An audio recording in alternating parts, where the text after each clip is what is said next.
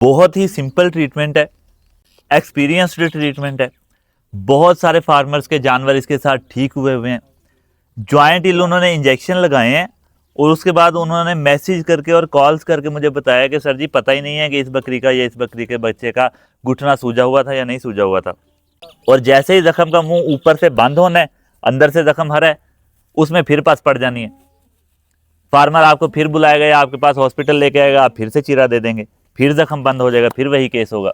मैं बहुत सारे फार्मर्स को पर्सनली जानता हूँ जिन्होंने चीरे दिलवाए हैं और सिर्फ वो चीरा देने की वजह से जानवर उनको बेचना पड़ा कि जख्म ठीक नहीं हुआ। या जख्म में मिट्टी जाती रही है, या जख्म पैलेट्स पे लग के खराब होता रहा, या जानवर टांग सीधी करके बैठता रहा, जख्म बंद हो गया, जानवर की टांग बेंड नहीं हो रही। फार्मर हजरात से मेरी रिक्वेस्ट है कि सर जी ट्रीटमेंट सीखें, ट्रीटमेंट सीखें, अपने जानवरों के ट्रीटमेंट खुद करें। अब नी स्वेलिंग वाला या जॉइंट हिल वाला जो केस है, इसको अगर आपने चीरा दे लिया, जो कि डॉक्टर साहिबान करते ये हैं कि उन्होंने चीरा ही देने, तो आपने केस खराब कर दिया। घुटना सूज गया है, कोई मुसीबत नहीं आ गई है, कोई डेडली डिजीज नहीं है कि जी जानवर मर जाएगा और हमने चीरा दिलवाना है फटाफट। नी स्वेलिंग में ना आपने सिरिंज लगानी है, ना आपने चीरा देना है। ट्रीटमेंट क्या है उस पर डिस्कशन करते हैं। अस्सलाम वालेकुम, welcome to our YouTube channel Haidari goat and dairy farm. पिछले 2 से 3 दिन में जी वीडियोस नहीं आई हैं चैनल पे। कुछ भाई मिस्से को लेकर परेशान थे कि मिस्सा आ रहा है या नहीं आ रहा, तो भैया गर्मी शदीद थी, काम ही नहीं हो रहे थे, तो वीडियो क्या बनानी थी।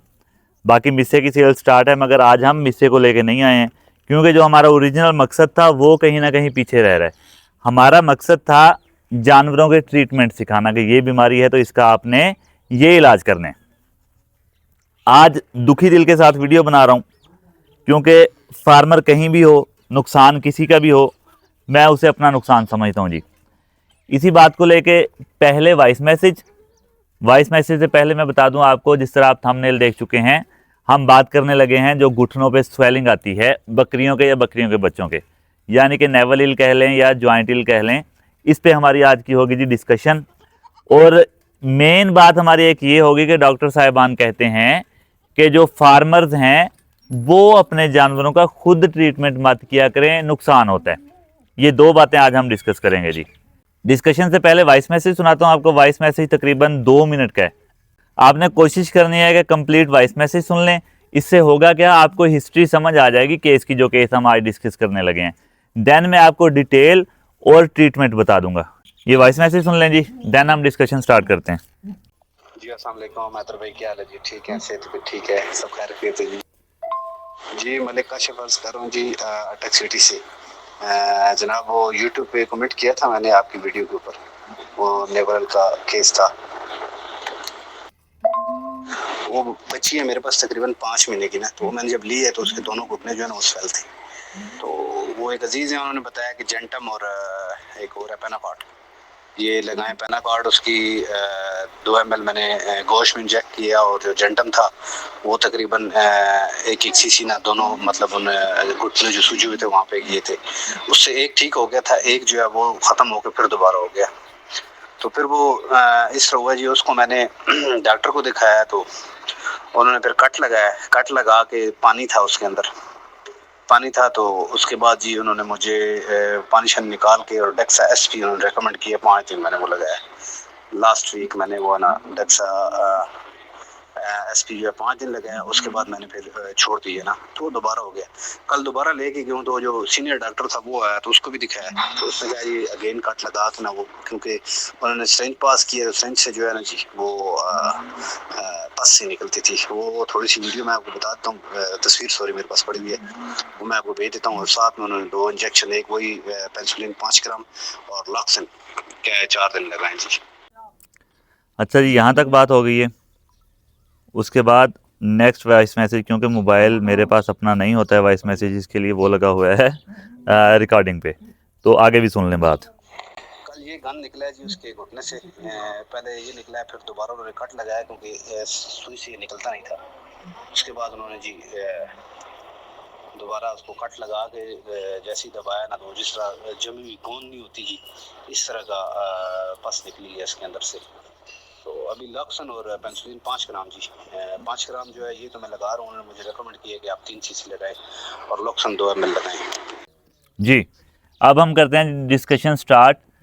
नी स्वेलिंग की हम आम जुबान में घुटनों की सूजन पे बात कर लेते हैं। सबसे पहले याद रखिएगा, आपने घुटने को चीरा दे लिया, ये बात मैं पहले बता दूं आपको, तो आपने 75% केस ख़राब कर लिए। याद रखिएगा, नी स्वेलिंग पे 3 वीडियोस मैं पहले कर चुका हूँ, चौथी वीडियो ये आज मैं दोबारा से करने लगा हूँ। घुटना सूज गया है, कोई मुसीबत नहीं आ गई है, कोई डेडली डिजीज़ नहीं है कि जी जानवर मर जाएगा और हमने चीरा दिलवाना है फटाफट। नी स्वेलिंग में ना आपने सिरिंज लगानी है, ना आपने चीरा देना है। ट्रीटमेंट क्या है उस पर डिस्कशन करते हैं, और आज डॉक्टर साहिबान से थोड़ी सी गुजारिशात हैं वो भी सुनेंगे इंशाल्लाह। तो सबसे पहले हम बात कर लेते हैं जी नी स्वेलिंग आती क्यों है। याद रखिएगा, मैं वीडियो लगा दूंगा, अभी मेरे सामने बकरी का बच्चा बैठा हुआ है एक, कि इनके हमने जो नाड़वे कहते हैं आम जुबान में, हम नेवल कह लें, कुछ भी आप कह लें, नीचे जो लटका होता है उसको हमने बांधना होता है।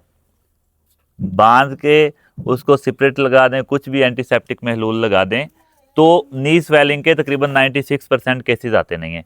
नी स्वेलिंग के जो जरासीम हैं वो यहीं से नाफ से या नेवल से कह लें, जहाँ से भी, यहाँ से इंजेक्ट करते हैं बॉडी में, और देन जब वो इम्यून सिस्टम से तगड़े हो जाते हैं, इम्यून सिस्टम को डॉज दे देते हैं, इन अदर वर्ड्स में कहूँ तो, देन ये नी स्वेलिंग के केसेस आना शुरू होते हैं जी। ठीक हो गया जी। अब केस आ चुका है, इसका ट्रीटमेंट क्या है। ट्रीटमेंट से पहले कुछ ही दिन पहले टाइम थोड़ा सा मुझे मिला, तो मैंने टिकटॉक ओपन की, सामने एक डॉक्टर साहब आ गए, और डॉक्टर साहब का कहना था कि जी उन्होंने बाजू सर पे रखा हुआ था जी, फार्मर अपने जानवरों का ट्रीटमेंट ना करें, जानवर ख़राब हो जाते हैं, इलाज नहीं होता है, फार्मर्स को इंजेक्शन लगाने का नहीं पता है, वगैरह वगैरह। सबसे पहली बात तो ये है कि सर जी लगाना तो है इंजेक्शन, फार्मर्स क्यों नहीं लगा सकते हैं, उसकी रीज़न बताएं आप। ठीक है ना जी। एक फार्मर, सपोज मैं हूँ, मुझे पता है कि स्पेसिफिक प्लेस कौन सी है यहाँ पे इंजेक्शन लगाने, तो मैं क्यों नहीं लगा सकता।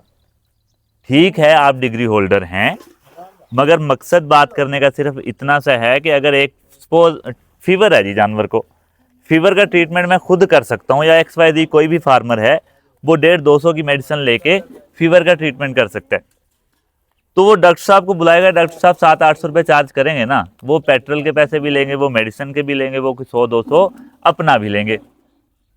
तो मेहरबानी फरमाएं तमाम डॉक्टर साहिबान के फार्मर्स को ट्रीटमेंट करने की तरफ गाइड करें कि यार ये बीमारी है, इसका मैं ये ट्रीटमेंट करके जा रहा हूँ, नेक्स्ट अगर बीमारी आती है यही वाली, तो तुमने ये इंजेक्शंस लगा लेने हैं और जानवर तुम्हारा ठीक हो जाएगा। मेरी यूनियन काउंसिल में ऐसे डॉक्टर साहब मौजूद हैं, उनको कोई भी फार्मर फ़ोन करता है, वो कहते हैं कि यार ये ट्रीटमेंट होना है, खुद कर लो तो ठीक है, अगर खुद नहीं कर सकते हो तो मुझे बता दो, मैं आके कर देता हूँ। मेहरबानी फरमाएं, ये फार्मर जो खुसूसन गोट फार्मर तबका है, ये तो पहले ही पिसा हुआ है, बाकी आप इन्हें पीसने के चक्कर में हैं। दूसरी बात, आपके पास नॉलेज है, आपके पास डिग्रीज हैं, मगर कभी कभार हम बेचारों की सुन लिया करें, क्या बता हमसे भी आपको कोई काम की बात मिल जाए। अब नी स्वेलिंग वाला या ज्वाइंट इल वाला जो केस है, इसको अगर आपने चीरा दे लिया, जो कि डॉक्टर साहिबान करते ये हैं कि उन्होंने चीरा ही देने, तो आपने केस खराब कर दिया। अब केस किस तरह खराब कर दिया मैं बताता हूँ आपको। घुटना है जी, घुटने को आपने यहाँ पे दे दिया कट दे के आपने पस निकाल दिए, ठीक हो गया। अब जानवर ने बैठना है, जब जानवर बैठेगा घुटना बेंड करके ऐसे नीचे लगाएगा, या मैं एल्बो पे आपको सही समझा पाऊंगा। घुटना उसने बेंड करना है, ऐसे नीचे लगाना है, देन उसने बैठना है। अब अगर तो भाई जो भी हैं और जिनके पास ये केस है वो आ रहे हैं एडवांस फार्मिंग की तरफ, तो उन्होंने नीचे पैलेट्स रखे हुए होंगे। पैलेट पे जैसे ही घुटना ये बकरी ने लगाना है या बकरी के बच्चे ने लगाना है, घुटना और ज्यादा जख्मी होगा, जो जख्म आपने चीरा दे के कर दिया हुआ है। अगर जिस तरह हम फार्मिंग करते हैं कि जानवर हमारे बाड़ों में रहते हैं, तो बाड़े में जब जानवर घुटना नीचे लगा के बैठेगा, नीचे से मिट्टी जाएगी जख्म में, जख्म फिर खराब। और जैसे ही जख्म का मुंह ऊपर से बंद होना है, अंदर से जख्म हरा है, उसमें फिर पस पड़ जानी है। फार्मर आपको फिर बुलाएगा या आपके पास हॉस्पिटल लेके आएगा, आप फिर से चीरा दे देंगे, फिर जख्म बंद हो जाएगा, फिर वही केस होगा। ये सर जी मेहरबानी फरमाएं, मैं कोई सिर्फ एक केस कम अज कम मेरे कहने पे आप एक्सपेरिमेंट कर लें, सिर्फ एक केस। उसके बाद अगर जानवर आपका रिकवर नहीं होता है, देन आप चीरे देते रहें। रिकवर तो वैसे भी नहीं हो रहा, ठीक है ना जी। चीरे के साथ कौन सा रिकवर हो रहे हैं। मैं बहुत सारे फार्मर्स को पर्सनली जानता हूं जिन्होंने चीरे दिलवाए हैं, और सिर्फ वो चीरा देने की वजह से जानवर उनको बेचना पड़ा कि ज़ख़म ठीक नहीं हुआ, या ज़ख़म में मिट्टी जाती रही है, या ज़ख़म पैलेट्स पे लग के ख़राब होता रहा, या जानवर टांग सीधी करके बैठता रहा, ज़ख़म बंद हो गया, जानवर की टांग बेंड नहीं हो रही। तो ट्रीटमेंट है इसका। सपोज अगर मुझे ये मिला है तो मैं छुपा तो नहीं रहा हूँ कि मैंने नहीं बताना, मैं बता रहा हूँ, मेहरबानी करें ट्रीटमेंट करें। और फार्मर हजरात से मेरी रिक्वेस्ट है कि सर जी ट्रीटमेंट सीखें, ट्रीटमेंट सीखें, अपने जानवरों के ट्रीटमेंट खुद करें। हम और डॉक्टर्स लाजिम मलजूम है एक दूसरे के लिए। लाजिम मलजूम किस तरह कि हम गोट फार्मर्स होंगे या बड़े जानवर हम रखेंगे तो ही डॉक्टर साहिबान का काम चलेगा, ठीक है ना जी। डॉक्टर साहिबान होंगे तो ही हमारा काम चलेगा। मगर इसका ये मकसद नहीं है कि डॉक्टर साहिबान ये कहने लग जाएं जी फार्मर्स जो हैं अपने जानवरों के इंजेक्शन ही ना लगाएं, अपने जानवरों का ट्रीटमेंट ही ना करें। ये बात ठीक नहीं है। अब हम आते हैं ट्रीटमेंट की तरफ।